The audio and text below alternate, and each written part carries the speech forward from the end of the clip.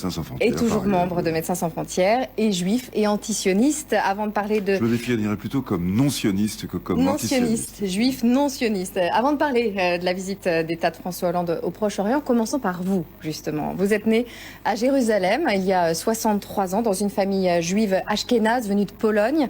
Votre père, lui, était un militant sioniste. Il s'engage en 1948 dans la Haganah, qui est l'embryon de la future Tsahal.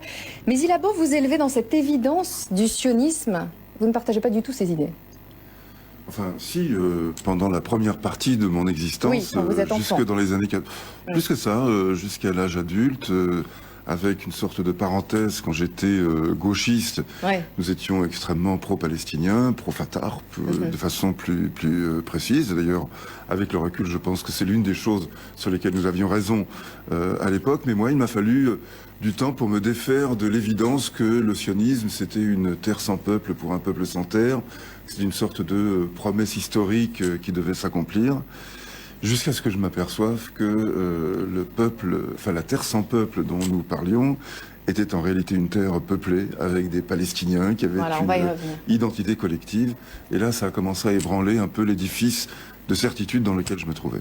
À 18 ans, vous l'évoquiez, vous rejoignez les Mao de la gauche prolétarienne, mais les horreurs du communisme cambodgien vont bientôt stopper vos ardeurs. Alors, militant dans l'âme, pour le coup, et médecin de formation, c'est là que vous vous engagez dans l'humanitaire avec Médecins sans frontières. Oui, j'étais intéressé par Médecins sans frontières, je le reste d'ailleurs. J'étais intéressé par MSF parce que c'était une façon de se projeter dans les lieux où l'histoire s'accélère, où le monde bouge, et satisfaire à la fois une vocation de médecin que j'éprouvais depuis que j'étais jeune enfant. Donc la médecine pour moi a été la première évidence avant d'autres évidences politiques. Et puis une curiosité pour le monde, un intérêt pour les gens plongés dans des situations de crise. Donc Médecins sans frontières a en effet permis de satisfaire cette ardeur-là. Et parallèlement, devant l'insoluble conflit au Proche-Orient, vous prenez publiquement position, notamment dans le fameux livre d'entretien avec Alain Finkielkraut, qui est passionnant, qui est intitulé La Discorde. Et vos prises de position vous valent beaucoup d'inimitié au sein de la communauté juive. Vous dites, par exemple, historiquement, le sionisme est à la fois un mouvement de libération nationale et un mouvement colonial. On dirait que les fondateurs d'Israël n'ont pas vu qu'il y avait des Palestiniens en Palestine. C'est ce que vous dites. Oui, ben vous savez, ce fameux slogan « Une terre sans peuple pour un peuple sans terre », c'est ça qui veut dire.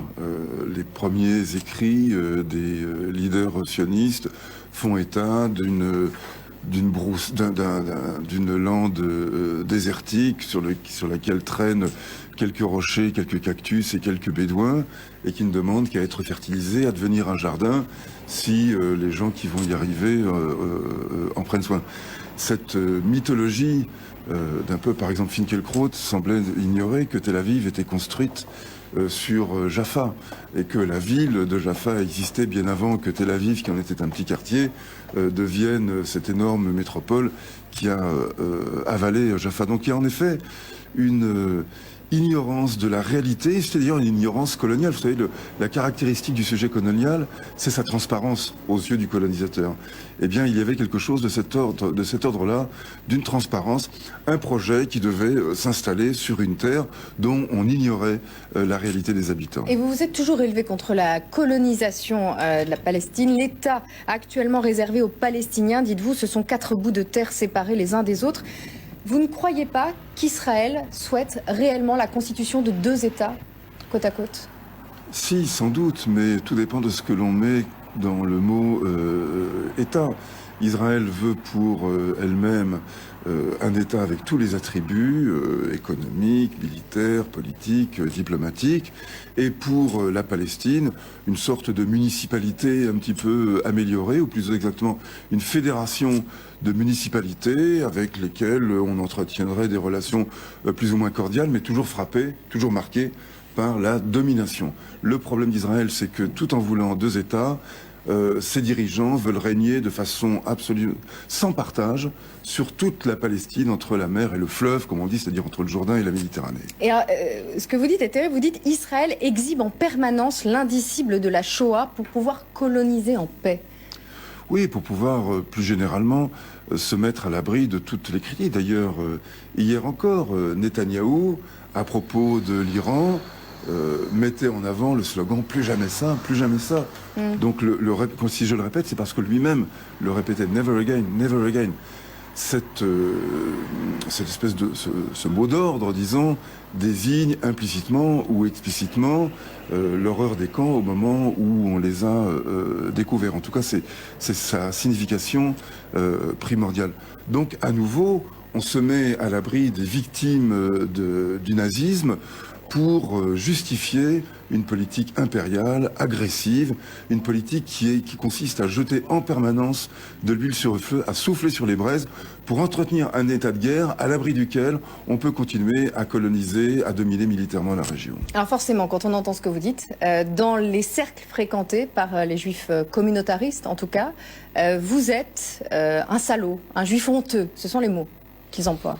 Oui, vous savez, les insultes en disent plus souvent sur leurs auteurs que sur leurs objets, donc ça me laisse comme ça. Oui, en effet, je suis un mauvais objet, mais je ne suis ni honteux, je suis juif, oui, ça c'est sûr, mais je ne suis pas honteux.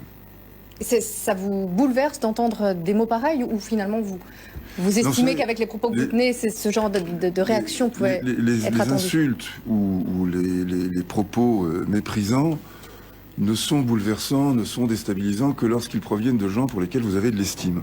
En l'occurrence, ça n'est pas le cas, donc ça me laisse tout à fait indifférent.